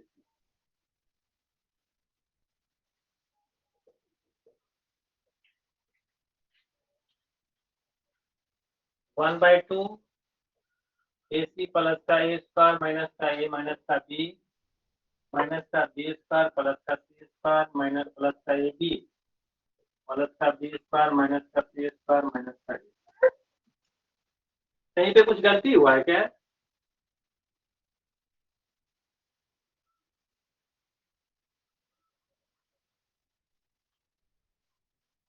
सिंगल आया, यहाँ पे कुछ गलती हुआ है कहीं पे, A B plus C, B C plus A और सी ए प्लस बी, ठीक है, पहला वाला इसको लिखा हमने, इसको बंद किया, सी प्लस का ए, देखिए यहाँ पे गलती कर दिया हमने, ए स्क्वायर बी होगा, ए स्क्वायर ए बी होगा, ये था ना माइनस ए स्क्वायर, इसको बंद किया हमने, इसको बंद किया, सी प्लस का ए माइनस का ए प्लस का बी, यहाँ पे हम इसको मल्टीप्लाई कर दे, गलती यहाँ पे ये हो रहा है,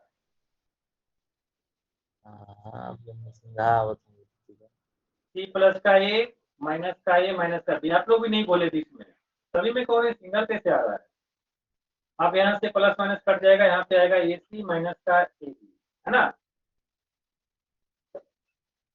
और सब तो सही है, तो ए सी प्लस का माइनस का कट गया, माइनस का बी स्क्वायर प्लस का बी स्क्वायर प्लस का सी स्क्वायर माइनस का सी स्क्वायर माइनस का ए बी प्लस का ए बी, कितना आ गया, 0, 0 से मल्टीप्लाई करेंगे तो ओवरऑल 0, लिखना area of triangle is 0, the given 3 points are collinear. जब भी कोलिनियर 3 पॉइंट्स अगर गिवन है और आपको चेक करना है कि तीनों पॉइंट क्या है, कोलिनियर है कि नहीं, तो आपको एरिया ऑफ ट्रायंगल निकाल लेना है, उसकी वैल्यू 0 आ जाएगी, इसका मतलब वो कोलिनियर है, और 0 नहीं आएगा तो लिखना है नॉट कोलिनियर। चलिए यहाँ तक तो क्लियर हो गया। Yes sir, yes sir. अभी तक आप लोग 2 into 2 का डिटर्मिनेंट, 3 into 3 का डिटर्मिनेंट सिंपल तरीके से, उसके बाद आपका माइनर कोएफिशिएंट 2 into 2 का, 3 into 3 का, उसके बाद एरिया ऑफ ट्रायंगल और कोलिनियर। अब क्रेमर रूल्स बहुत ही इंपॉर्टेंट है।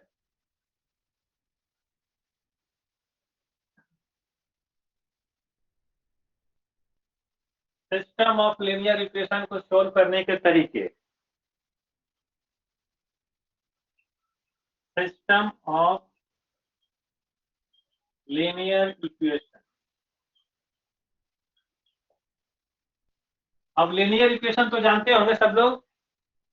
Yes sir. जिस इक्वेशन में वेरिएबल का पावर 1 होता है वो कहलाता है लीनियर इक्वेशन, और एक से ज्यादा इक्वेशन हो जाता है इसीलिए उसको बोलते हैं सिस्टम में, है ना। एक क्वेश्चन करके देखते हैं, पेज नंबर 18 पे आ जाइए, first block first unit page number 18, example 13, x plus 2y plus z 3z equal to 6, 2x plus 4y plus plus z equal to 7 3x plus 2y plus 9z equal to 14। ये system of linear equation है, system of linear equation को solve करने के तरीके। पहला तरीका है Cramer's rule, बहुत ज्यादा इंपॉर्टेंट है ना। कैसे करते हैं देखिए क्रेमर्स रूल का यूज। सबसे पहले क्या करते हैं, सबको अरेंज कर लेना है x by Z x by Z x by Z, और जिसमें कांस्टेंट जो फुली कांस्टेंट होगा वो हमेशा दाएं साइड में लिखा रहेगा। क्लियर है? साइड में लिखा हुआ x by Z x by Z x by Z. सबसे पहले डेल्टा का साइन लगाएंगे, तो क्या रीड करते हैं, ट्रायंगल नोटेशन देख लीजिए, ट्रायंगल का साइन दे देते हैं। इसमें आता कौन है, सर आपने पेज नंबर क्या बताया बुक का? पेज नंबर 18 पे 18, पेज नंबर 18 पे एग्जाम्पल 13 है।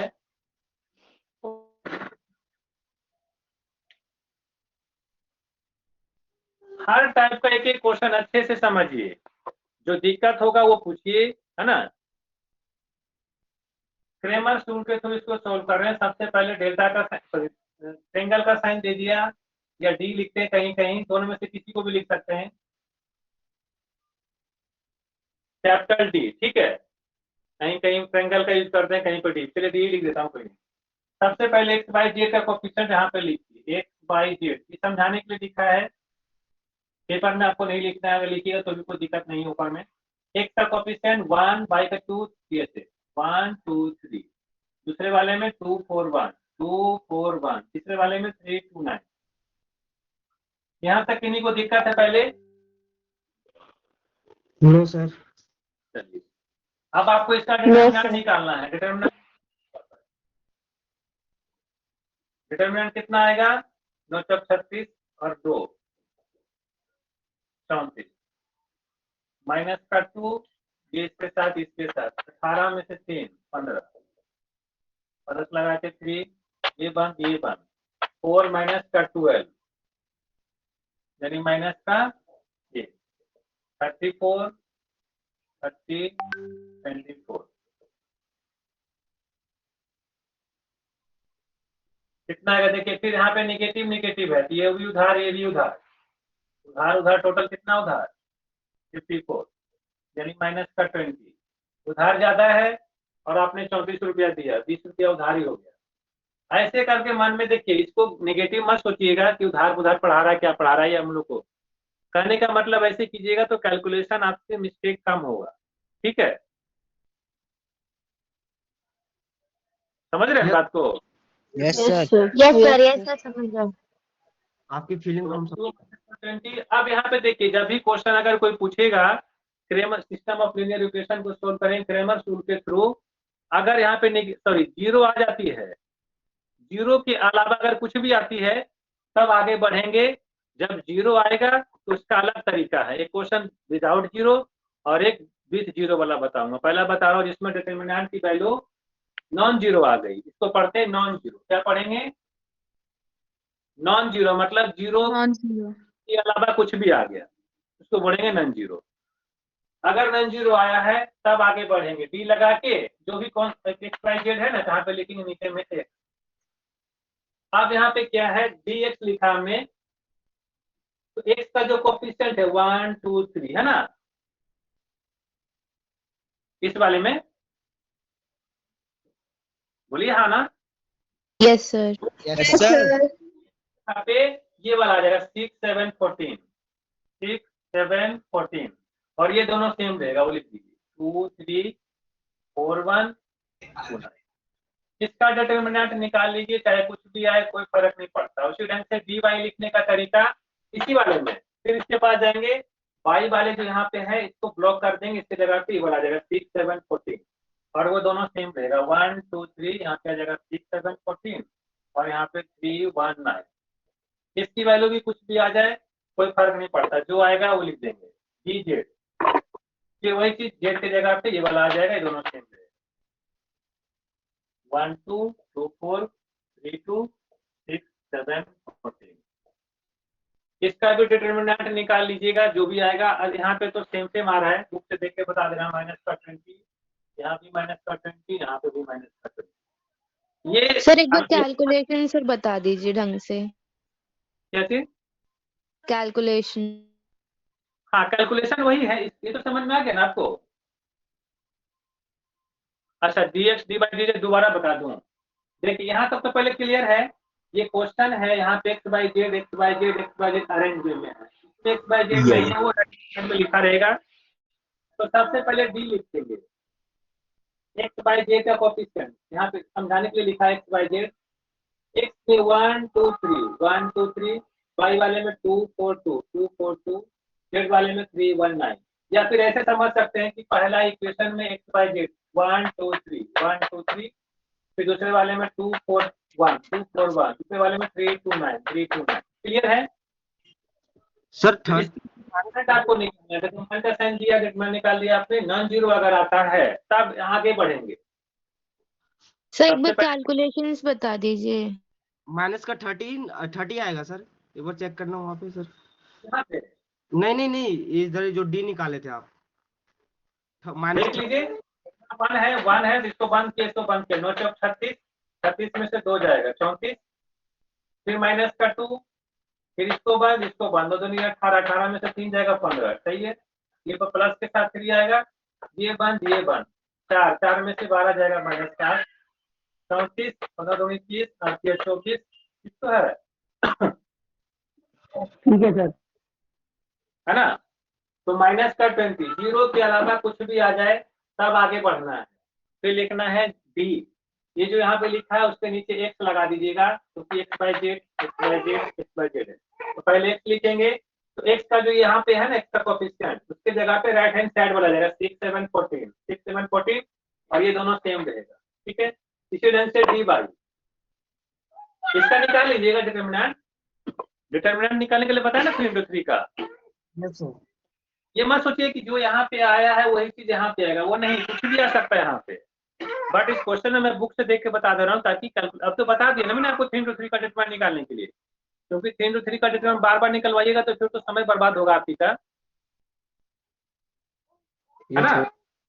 हाँ, डिटरमिनेंट निकाल -20 आ रहा है, तो जो भी आएगा वो लिख देना है। फिर उसी ढंग से डी वाई लिखने के लिए क्या करेंगे, इसी में डी में बाई की जगह पे बाई वाले को ब्लॉक कर देंगे, बाई की जगह पे 6 7 14 और x और z का सेम रहेगा। इसी ढंग से डी जेड जेड वाला की जगह पे 6 7 14 आ जाएगा, दोनों सेम रहेगा। तीनों का डिटरमिनेंट निकाल लेने के बाद जो भी आएगा लिख दीजिएगा। फिर इसके बाद x निकालने के लिए dx अपॉन में d, y निकालने के लिए dy अपॉन में d, और z निकालने के लिए dz अपॉन में d।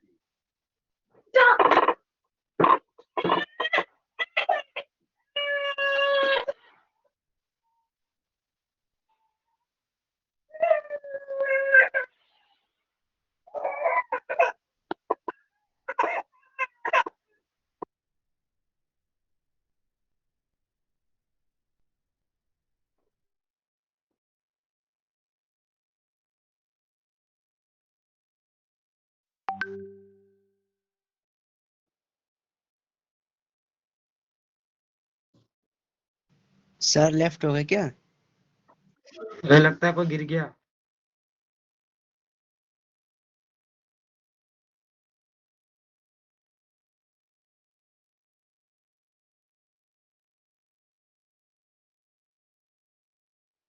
आई थिंक सर घर में थे, उनका बच्चा गिर गया।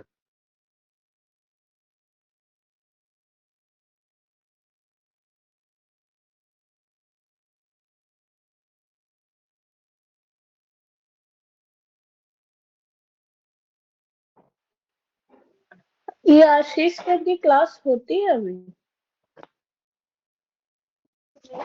खत्म। मॉर्निंग में थी।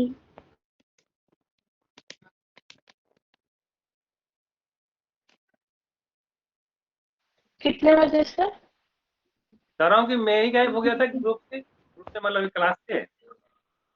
Yes sir. सर क्या हुआ था सर? पता नहीं, अपने आप कट गया।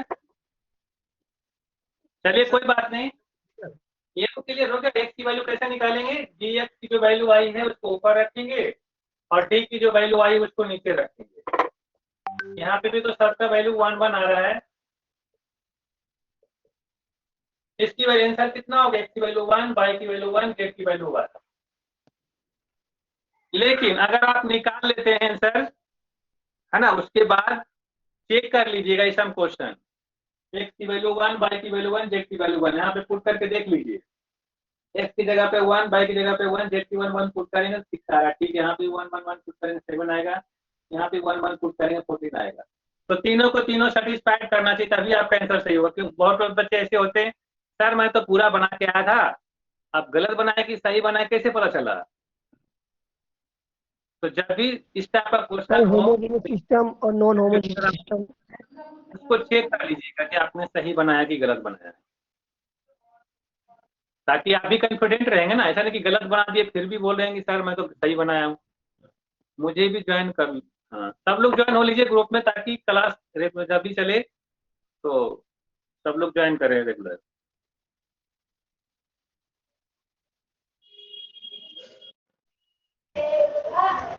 ओके सर, अब नेक्स्ट बताइए, उतार लिया सर। आप सीखते हैं क्रेमर्स रूल के थ्रू ही जो सिस्टम ऑफ लीनियर इक्वेशन है, जहां पे डी की वैल्यू 0 आ जाती है तो क्या करते हैं, एक बिना जीरो वाला और एक जीरो वाला, दोनों इसके अलावा कुछ नहीं आएगा। ठीक है ना।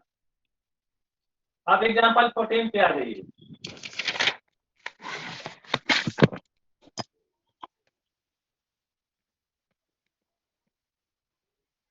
सर कौन सा एग्जाम्पल? एग्जांपल 14, अभी 13 बताया, एग्जांपल 14 पे आ जाइए। सिस्टम ऑफ लीनियर ये है 2x माइनस वाई प्लस का 3z, 2x minus y plus 3z equal to 0, x plus का 5y माइनस का 7z equal to 0, x minus 6y plus का 10z इक्वल टू 0।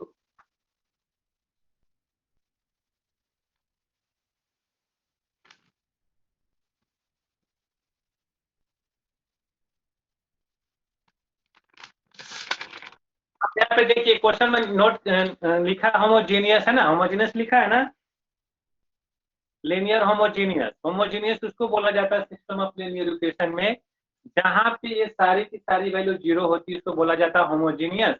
और अगर कोई एक भी नंबर अगर नॉन जीरो आ जाए यहाँ पे तो उसको बोला जाता है नॉन होमोजीनियस। सॉल्यूशन निकालते हैं। देखिए सबसे पहले क्या लिखेंगे, डी। डी में क्या आएगा 2, क्योंकि एक्स बाई जेड अरेंज में है, जो कांस्टेंट है वो दाएं साइड में। ठीक है, यहाँ पे आएगा 2 माइनस का 1 3, 1 5 माइनस का 7, 1 माइनस का 6 प्लस का 10।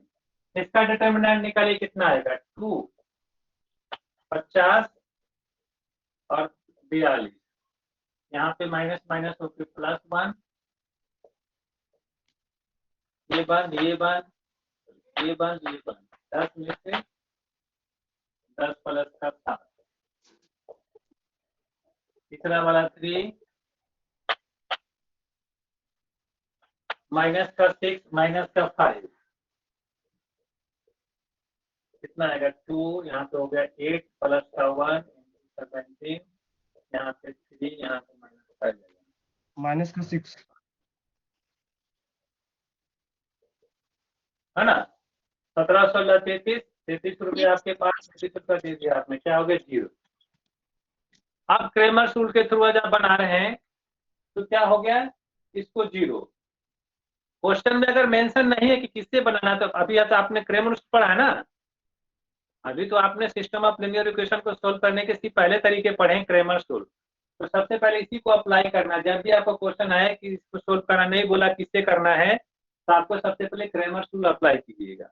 और अगर मेंशन कर दिए कि आगे और भी मेथड है, matrix method, matrix inverse method, तो आगे पढ़ेंगे उसको। अभी क्रेमर रूल पढ़ रहे हैं तो क्रेमर रूल को सबसे पहले अप्लाई कीजिएगा। यहाँ पे क्या आ गया, 0 आ गया। तब 0 आ जाने के बाद अब dx dy dz नहीं निकालते, उसके बाद क्या करते हैं, इस तीन इक्वेशन में से किसी दो इक्वेशन को उठा सकते हैं, किसी को भी उठा सकते हैं। किसको उठाना बोलिए, पहला, ये दूसरा है, तीसरा है। तीन इक्वेशन में से किसी दो इक्वेशन को लेना है।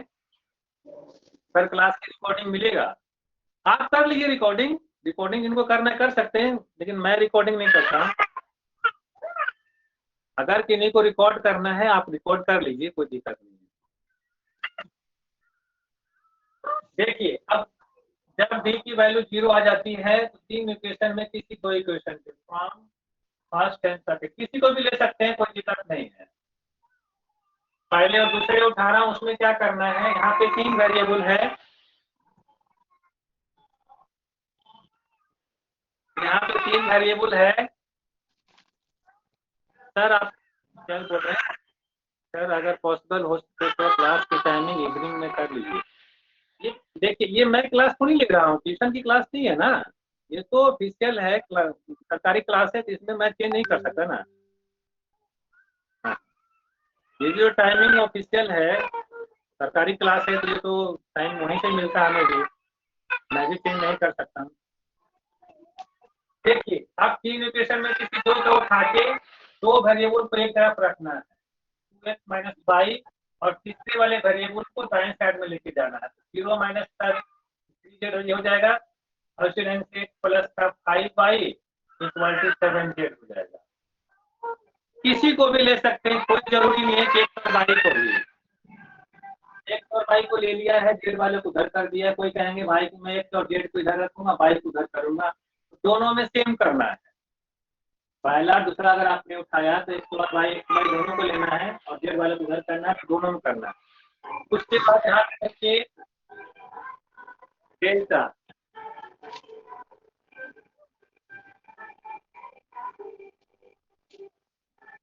फिर वही चीज देखिए, डेल्टा लिखेंगे, यहाँ पे डी लिख दिया है तो चेंज कर देते हैं, दो ही चीज का यूज कीजिएगा, डी और डेल्टा का।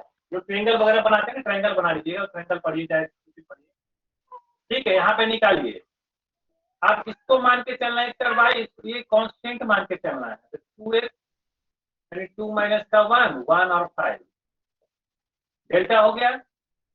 इसका निकालिए, मान लो ना 10 और 11 जो कि नॉन जीरो है। फिर इसी ढंग से डेल्टा x, अभी इसको भूल जाइए, अब इसी को करते जाना है, डेल्टा x लिखेंगे तो x वाला था, x की जगह पे कौन आ जाएगा, ये वाला राइट हैंड साइड वाला, तो माइनस का 3z। अब यहाँ पे आप बोलेंगे सर z भी लिखे जा रहे हैं, अब क्या करना है, जब भी दो वेरिएबल को इधर रखेंगे तीसरे वाले को लेके जाएंगे, इसको मान के चलना है कि ये हमारा कांस्टेंट है, तो कांस्टेंट मान के चलेंगे तो पूरा पूरा लिखेंगे, माइनस का 3z 7z, और x लिखा है, समझ आने के लिए यहाँ पे बता देता हूँ, x यहाँ पे बाई, x की जगह पे वाला आया, बाई वाला सेम रहेगा, माइनस का 1 5। इसी ढंग से डेल्टा बाई लिखेंगे, फिर यहीं पे बाई की जगह पे वाला आएगा, थोड़ा सेम रहेगा, 2 1 माइनस का 3z 7z। इसका डिटरमिनेंट निकालिए, कितना आ गया, माइनस का 15 और प्लस का 7, माइनस का 15 प्लस का 7 माइनस 8z, यही है। डेल्टा बाई निकालेंगे तो कितना होगा, 14 प्लस का 3 माइनस 17। अब यहाँ पे x और y निकालिए, x निकालने के लिए डेल्टा x अपॉन में डेल्टा, y निकालने के लिए डेल्टा y अपॉन में डेल्टा। डेल्टा x कौन है, माइनस का 8z अपॉन में कितना 11 है, यानी हो गया माइनस का 8/11z। डेल्टा y कौन है, 17z अपॉन में 11, यानी 17/11z। अभी देखिए क्या है कि यहाँ पे तीन वेरिएबल था, बट हमने उसको दो वेरिएबल में कन्वर्ट करके आंसर निकाला है। तो यहाँ पे x और y की वैल्यू निकाला है, तो जिसको आपने छोड़ दिया था, ये वाला छूट गया था तीसरा वाला, इसमें चेक कर लेंगे, put x equal to minus का 8/11z and y equal to 17/11z, और z की वैल्यू z रख के चेक करेंगे क्या इसको सेटिस्फाइड करता है, कीजिए चेक। ये इक्वेशन था, क्योंकि हमने दो इक्वेशन को लेकर सोल्व किया है ना, तभी हमारे पास x और y की वैल्यू आई है ना। तीसरे वाले को भी सेटिस्फाइड कर देगा तो हमारा आंसर सही हो जाएगा। पुट कीजिए 8/11z माइनस 6 इंटू 17/11z, और z की जगह पे z, इसको सोल्व कीजिएगा तो ये 0 आ जाएगा। राइट हैंड साइड में भी 0 है, इसका मतलब सेटिस्फाइड कर दिया। इसका मतलब आंसर कितना होगा, x equal to minus 8/11z और y इक्वल टू 17/11z और z इक्वल टू z। ये आपका आंसर है। सर रिपीट कर दो फ्रॉम इक्वेशन 1 एंड 2 से। हाँ, सबसे पहले हमने क्या किया, सिस्टम ऑफ लीनियर इक्वेशन है, क्रेमर थ्रू पढ़ रहे हैं। अरेंज में x by z right hand side में जो कांस्टेंट है कांस्टेंट है। सबसे पहले डी निकाला, एक्स का कोएफिशिएंट, वाई का कोएफिशिएंट, जेड का कोएफिशिएंट लिख के यहाँ पे डिटरमिनेंट निकाल दिया हमने। जीरो आ गया। जब जीरो आ जाता है तो हम लोग क्या करते हैं, तीन इक्वेशन में किसी दो इक्वेशन को उठाते हैं, किसी दो को। बट हमने पहला दूसरा उठाया, कोई दूसरा तीसरा भी उठा सकते हैं, पहला तीसरा भी उठा सकते हैं। पहला दूसरा उठाया, तीन वेरिएबल आपके पास है एक्स वाई जेड, इसमें से किसी दो वेरिएबल को लेफ्ट में रखना है और तीसरे वाले को राइट में लिखना है। हमने एक्स और वाई को लेफ्ट में रखा और थर्ड वाले में जेड को हमने राइट हैंड साइड में डाल दिया, दोनों में। उसके बाद यहाँ पे डी यूज कर रखा हूँ तो हमने दूसरा नोटेशन डेल्टा, ट्रायंगल का साइन दिया हमने। अब दो पढ़िए, डेल्टा पढ़िए, ट्रायंगल पढ़िए। यहाँ पे एक्स और वाई का कोएफिशिएंट 2 - 1 2 - 1 1 और 5, इसका डिटरमिनेंट निकाल दिया हमने 11 आगे, जो कि नॉन जीरो है। जब नॉन जीरो आता है वही बताता हूँ, जब इसमें एक्स और वाई है डेल्टा एक्स लिखने के लिए एक्स का कोएफिशिएंट था यहाँ पे 2 1, पहले बताया जैसे उसी जैसे 2 और 1 है वहाँ पे, ये वाला आ जाएगा राइट हैंड साइड वाला, और ये वाला सेम रहेगा उसी ढंग से डेल्टा बाई। सर ये कोफिशिएंट राइट में करा है, इसके साइन चेंज करे हैं? साइन चेंज नहीं किया है, साइन कहाँ चेंज किया है? ये +3 है ना वहाँ पे इक्वेशन में, या माइनस, ये मतलब उस हाँ, साइड। इसको इधर लेके गया ना, जीरो में से माइनस का 3 जेड होगा तो माइनस का 3 जेड ही तो होगा। अच्छा ठीक है इक्वल इधर जाएगा तो साइन चेंज होगा ना। फिर यहाँ से इसका डिटरमिनेंट निकाल दिया, इसका डिटरमिनेंट निकाल दिया, एक्स निकालने के लिए delta x upon delta, y निकालने के लिए डेल्टा वाई अपॉन में डेल्टा। एक्स की वैल्यू इतनी आ गई, वाई की वैल्यू इतनी आ गई। इसको हमने चेक कर लिया किसमें, थर्ड वाला जेड वैल्यू कुछ भी हो सकती है, 1 रखेंगे तो कुछ भी वैल्यू आएगी, 2 रखेंगे तो कुछ और वैल्यू आएगी। जब एक वेरिएबल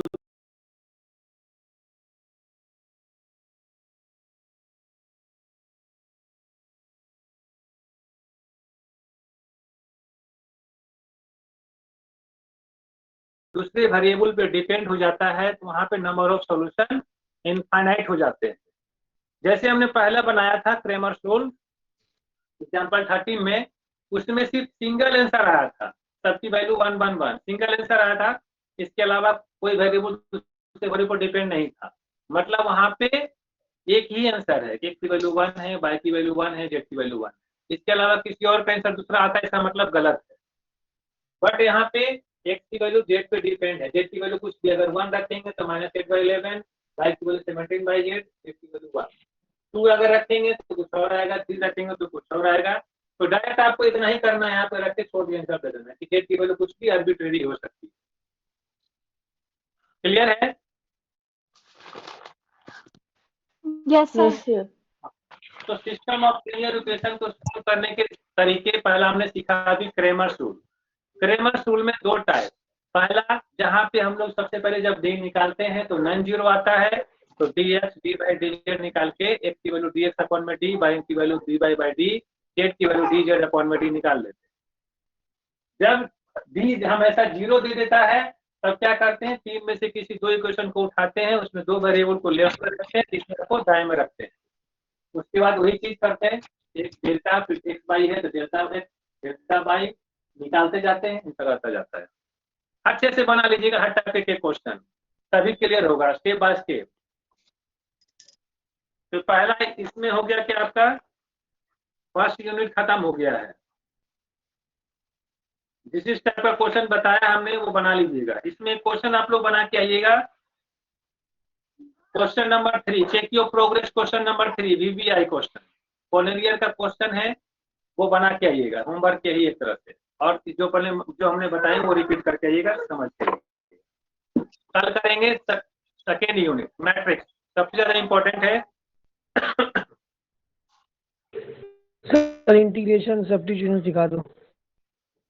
देखिए अभी तो शुरुआत ही किया है, कौन पूछ रहे हैं? अभी वहां तक पहुंचेंगे तभी बताऊंगा आपको ना। सोनिया पूछ रहे हैं, कौन पूछ रहे हैं? नहीं सर, मैं नहीं पूछ रही हूँ। सतेंद्र हैं, वहां तक पहुंचेंगे। देखिए ऑर्डर वाइज पढ़ाना होगा ना, sir step by class step. कम है तो फिर अगर हो नहीं पाएगा तो इंटीग्रेशन तो छूट जाएगा हमारा। टूट जाएगा देखिए, तो फिर 8 क्लास में नहीं हो पाएगा तो मैं भी कुछ नहीं कर सकता हूँ। देखिए ये भी दिक्कत है ना। सर आप एक्स्ट्रा अब क्लासेस लेते हो? 8 क्लास में पूरा पढ़ा दूं, आपको कुछ समझ ही में नहीं आएगा, फिर तो मेरा पढ़ाना तो बेकार हो जाएगा ना। लेकिन इतना है कि जितना पढ़ा रहा हूँ उतना अगर समझते जाइएगा तो मैक्सिमम आपका क्लियर होता जाएगा। बता देना सर। तो 8 क्लास में 4 ब्लॉक खत्म करना तभी कोई भी नहीं करा सकता। सर आप इंटीग्रेशन पढ़ा दीजिए, हम इसको कर लेंगे। हाँ सर, देखिए मैट्रिसेस वगैरह आता है सर, आप है ना डेरिवेटिव इंटीग्रेशन दो, ज्यादा थोड़े लगते हैं। नहीं, अब अगर सब लोग बोलेंगे, सबके सब बोल देंगे कि सर मैं इंटीग्रेशन डिफरेंशियल पढ़ा दूंगा। अब कोई बच्चे बोल देंगे सर कि वो तो एक ही बार सीधे पहले यूनिट पढ़ाया, उसके बाद उन्हें थर्ड ब्लॉक शुरू कर दिया, कुछ पढ़ाया नहीं उन्होंने, फिर मेरे ऊपर ब्लेम आ जाएगा ना। वही बात है ना, मैट्रिक्स डिटरमिनेंट हो जाता है, मतलब बाकी जो मुश्किल है वो डेरिवेटिव और इंटीग्रेशन ही है, इसलिए सारे यही बोलेंगे कि वहां से यूनिट 2 से से हो शुरू करो। जाएगा मैट्रिसेस एंड आप डिटरमिनेंट। देखिए, मुझे कोई दिक्कत नहीं है अगर आप लोग सबके सब जितने बामन चुमन बैठे हुए हैं अभी चुमन, सबके सब लिख के दे दीजिए भाई कि हाँ हमें सर ये सब आता है, डिफरेंशिएशन इंटीग्रेशन पढ़ा दी तो मैं कल से डिफरेंशिएशन इंटीग्रेशन पढ़ा दूंगा, मुझे क्या है। नो सर, आप यही कराइए पहले। चलिए ठीक है, आज बस इतना ही रखता हूँ, मेरा बैटरी डाउन हो चुका, 2% पे आ गया है, मोबाइल बंद हो जाएगा। इतना पढ़ के आइए, फिर सेकंड यूनिट पढ़ेंगे कल, ठीक है। और जो भी Yes, sir. डिस्कशन सर मैंने सारे स्क्रीनशॉट भेज दिए हैं आपके नंबर भेज पे। दिया, नाम अपना लिख दीजिएगा। Okay sir.